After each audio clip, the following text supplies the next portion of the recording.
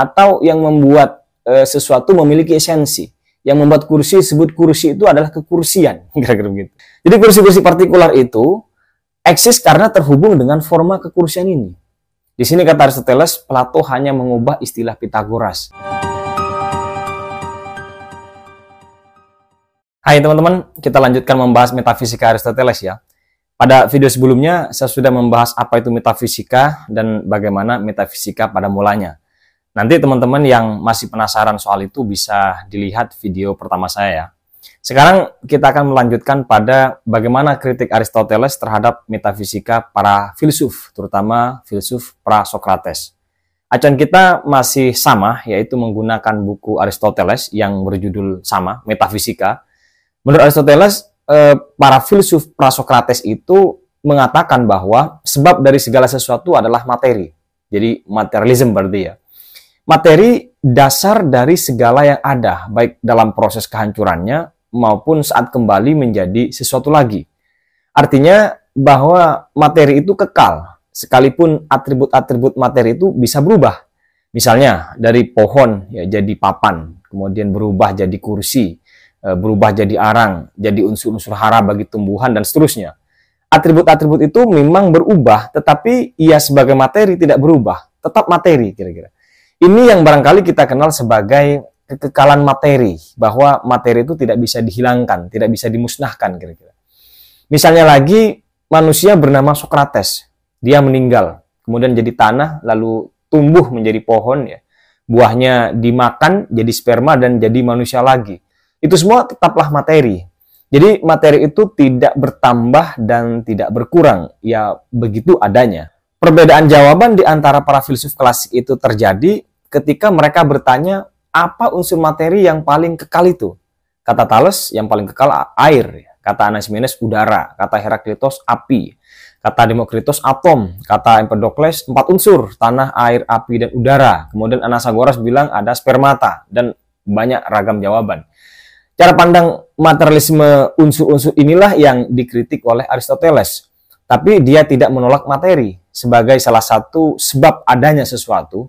Cuma materi saja tidak cukup untuk menjelaskan ragam eksistensi dan beragam perubahan yang terjadi di semesta. Itu kritik awal Aristoteles. Jadi bagi dia, materi tidak bisa mengubah dirinya menjadi sesuatu yang lain. Kayu tidak bisa mengubah dirinya menjadi kursi. Emas tidak bisa mengubah dirinya menjadi cincin tiba-tiba, jadi anting gitu. Nggak bisa, kata Aristoteles. Dia membutuhkan sesuatu yang ada di luar dirinya, yang bisa menggerakkan sehingga sesuatu itu bisa berubah menjadi bentuk yang lain. Beberapa filsuf pra-Sokrates sebetulnya ada yang memberi penjelasan soal gerak ini. Anaxagoras misalnya menyebut ada nous, intelek.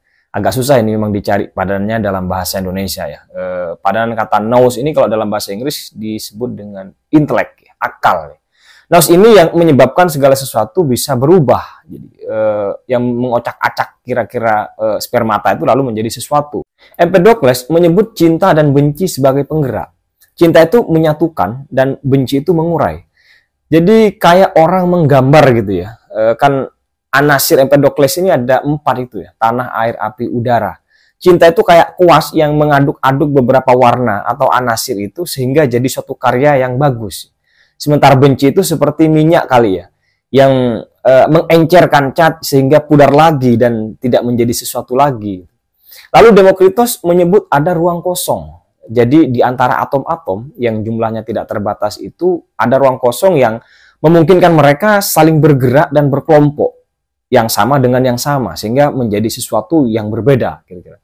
Tetapi kata Aristoteles, penjelasan mereka, penjelasan filsuf pra-Sokrates ini soal sumber gerak masih amatir, seperti tentara yang tidak terlatih, kata dia. Hanya karena bingung untuk menjelaskan beragam macam perubahan yang ada, lalu dibuatlah spekulasi yang masih mentah itu, kata Aristoteles. Seperti cinta. Cinta itu sebetulnya sebab tujuan, bukan gerak. Nous, bagaimana ia bisa menggerakkan kalau nous sendiri tidak bergerak? Ini kritik Aristoteles. Tetapi setidaknya dalam rangkuman Aristoteles, para filsuf pra-Sokrates itu sudah menemukan 2 sebab, yaitu sebab material dan sebab gerak, walaupun masih belum sempurna.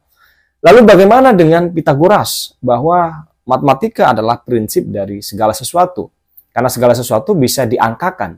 Bahkan musik yang tidak bisa kita pegang, tetapi bisa kita rasakan itu masih bisa diangkakan. Jadi angka berada pada seluruh alam material. Unsur-unsur bilangan merupakan unsur-unsur dari segala sesuatu. Wah, ini postulat yang bagus ya dari Pitagoras. Kata Pitagoras, keseluruhan tatanan alam ini memiliki kesesuaian dengan bilangan. Misalnya 10 ya, adalah angka yang utuh. Ini sesuai dengan 10 objek material jagat raya yang beredar di langit. Pada waktu itu punya keyakinan astronomi seperti itu ya. Lalu 10 ini juga sebagai prinsip dari segala sesuatu. Jadi Pitagoras merumuskan 10 prinsip ya. Terbatas dan tidak terbatas, ganjil dan genap, kesatuan dan pluralitas, kanan dan kiri, laki-laki dan perempuan, diam dan gerak, lurus dan lengkung, terang dan gelap, baik dan jahat, bujur sangkar dan persegi panjang. Oh, itu rumusan-rumusan dia. Ini kayaknya spekulasi ya, karena kalau kita mau cari pasangan-pasangan begitu ya masih banyak. Misalnya besar kecil, gemuk kurus, ganteng jelek, dan seterusnya. Banyak kita bisa temukan. Namun, kata Aristoteles, kaum Pitagoras tidak menjelaskan bagaimana angka-angka itu menjadi sebab bagi sesuatu. Alih-alih Pitagorean menjelaskan sebab sesuatu, malah mereka asik menjelaskan sesuatu. Tetapi ketika menyebutkan angka sebagai sumber sebab, sejatinya mereka tidak berbeda dengan filsuf naturalis. Artinya, tetap sama menganggap ada unsur utama, namun tak ada gerak yang menyebabkan sehingga unsur itu bisa berubah. Pandangan angka Pitagoras ini diamini oleh Plato muda, kata Aristoteles, yang saat itu juga dipengaruhi oleh Heraklitos, pemikiran Heraklitos, yang menganggap segala sesuatu itu adalah berubah, segalanya adalah perubahan. Plato baru mengubah banyak cara pandangnya, kata Aristoteles, setelah berguru pada Sokrates, yang cenderung mencari hal-hal yang universal dan esensial. Berkaitan dengan angka, semesta, dan sebab utama, Plato muda, kata Aristoteles, meletakkan 3 hal, yaitu yang indrawi, matematika, dan forma. Forma ini nanti yang menjadi sebab utama. Yang indrawi tidak bisa menentukan esensi dari sesuatu, karena terus berubah yang indrawi ini. Jadi yang indrawi itu memiliki ide atau bentuknya masing-masing yang tidak terhitung jumlahnya. Karenanya tidak bisa menjadi esensi dari segala sesuatu. Misalnya ada bentuk kursi rotan, kemudian ada bentuk kursi kayu, kursi busa, dan seterusnya. Itu masing-masing kursi memiliki idenya masing-masing, memiliki bentuknya masing-masing. Tapi itu tidak esensial bagi kursi. Tetapi dari yang indrawi ini bisa ditarik yang esensial bagi segala sesuatu. Bentuk masing-masing kursi itu akan memunculkan ide kekursian yang disebut eidos atau forma. Forma ini ada pada segala sesuatu. Ia yang menjadikan sesuatu itu sebagai sesuatu, atau yang membuat sesuatu memiliki esensi. Yang membuat kursi disebut kursi itu adalah kekursian, kira-kira begitu. Jadi kursi-kursi partikular itu eksis karena terhubung dengan forma kekursian ini. Di sini kata Aristoteles, Plato hanya mengubah istilah Pitagoras. Kalau kata Pitagoras, segala sesuatu itu eksis sebagai imitasi dari angka. Kalau Plato, segala sesuatu itu eksis sebagai imitasi dari eidos atau forma. Ini yang kadang membuat Plato disebut memiliki ajaran dualisme dunia. Dunia idea dan dunia partikular, dunia tiruan. Padahal bukan begitu sepertinya maksudnya. Termasuk menurut Aristoteles tidak begitu maksud Plato ini. Cuma persoalannya, apa yang dimaksud imitasi? Ini yang sepertinya belum ada elaborasi yang jelas, kata Aristoteles.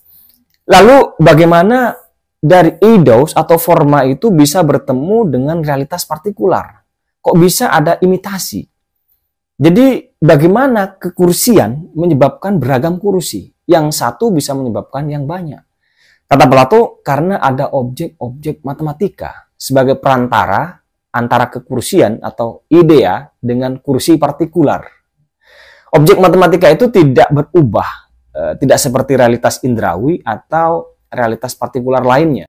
Tetapi objek-objek matematika ini ada banyak, tidak tunggal. Tidak seperti forma atau eidos, karenanya ia memungkinkan partikularitas, banyaknya realitas-realitas tentang kekursian.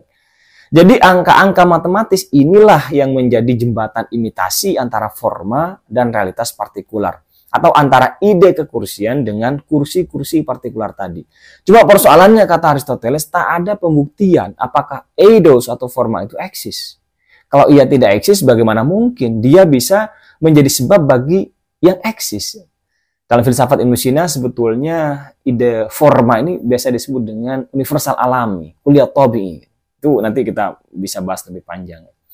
Kemudian kalau dibalik secara epistemik, kaum Platonis mendapatkan banyak hal dari materi, dari yang indrawi.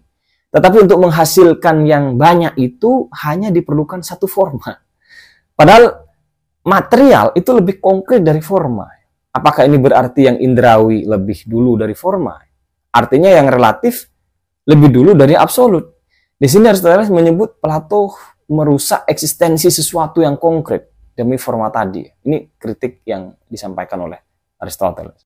Anehnya lagi, meskipun Plato menjelaskan eidos sebagai sebab gerak, tetapi tidak bisa menjelaskan dari mana gerak itu. Karena eidos menjadi sebab yang diam, tidak bergerak. Bagaimana sesuatu yang tidak bergerak bisa menggerakkan sesuatu yang lain?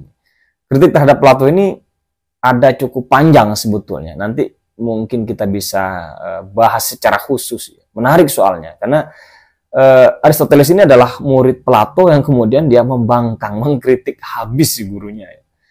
Lalu kritik bagi Parmenides bagaimana? Dan Xenopanes, ini satu golongan, yang menyebut semesta ini tunggal, utuh dan tidak bergerak. Kata Aristoteles, mereka hanya mengakui realitas korporeal, padahal entitas inkorporeal juga ada. Jadi kaum Parmenidean ini menjelaskan penyebab penciptaan dan kehancuran, tetapi tidak mengakui adanya sebab gerak. Bagaimana mungkin ada perubahan tanpa adanya sebab gerak? Ini satu cara pandang kritis yang menarik menurut saya di era 2500 tahun yang lalu. Sampai di sini kita melihat bagaimana Aristoteles mengkonstruksi kritiknya pada para pemikir Prasokrates, tapi yang perlu dicatat, meskipun Aristoteles ini mengkritik beberapa pandangan filsuf materialis sebelumnya, bukan berarti dia anti materi. Justru dia memiliki penjelasan yang menarik tentang materialisme. Bahwa bentuk atau forma tadi atau idea kekursian itu tidak berbeda jauh atau tidak berada jauh, tidak terpisah.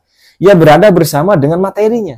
Yang kemudian teori ini dikenal dengan istilah hylomorphisme. Saya kira cukup dulu ya untuk kritik Aristoteles atas pemikiran Prasokrates.